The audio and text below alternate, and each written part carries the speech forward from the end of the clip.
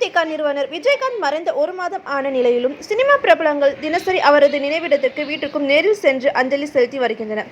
அந்த வகையில் தற்போது நடிகர் சிலம்பரசன் விஜயகாந்த் வீட்டுக்கு நேரில் சென்று விஜயகாந்த் படத்திற்கு மலர் தூவி மரியாதை செலுத்தினார்.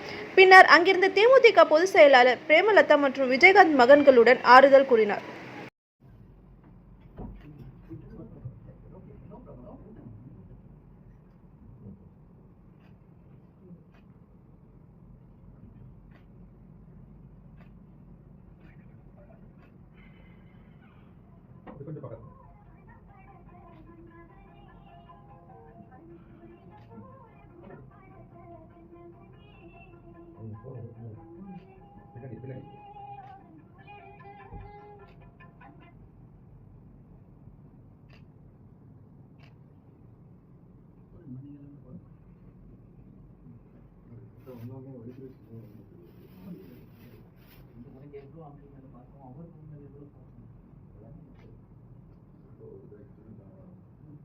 அப்பா உடனே போகணும்னு சொல்லி அவரை கௌரியம் அவர் உடம்பு கொஞ்சம் கொஞ்சம் போங்க